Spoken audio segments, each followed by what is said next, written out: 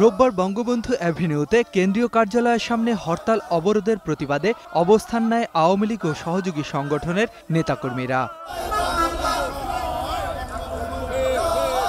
সে সময় দলের নেতারা বলেন, বিএনপি সহিংসতা ও নাশকতা পরিহার করলে আলোচনা হতে পারে।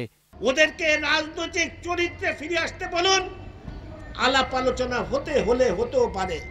পাকিস্তানি কূটনীতিকরা বাংলাদেশে নাশকতায় ইন্ধন যোগাচ্ছে। খালেদা জিয়ার এই নোংরামি বাংলাদেশে কাজে আসবে না, কোনো নেতা কর্মী তার সঙ্গে যোগাযোগ রাখে না।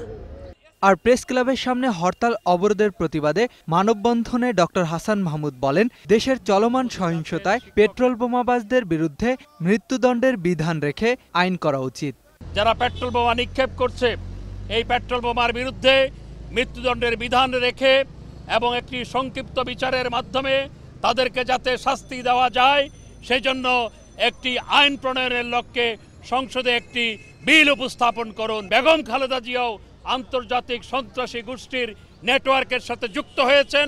যেভাবে সন্ত্রাসী নেতাদের বিরুদ্ধে ব্যবস্থা গ্রহণ করা হয়, ঠিক একই ব্যবস্থা গ্রহণ করা প্রয়োজন। এদিকে ডিপ্লোমা ইঞ্জিনিয়ার্স ইনস্টিটিউট মিলনায়তনে এক আলোচনায় সুরঞ্জিত সেন গুপ্ত বলেন, গণতন্ত্রে আলোচনার বিকল্প নেই।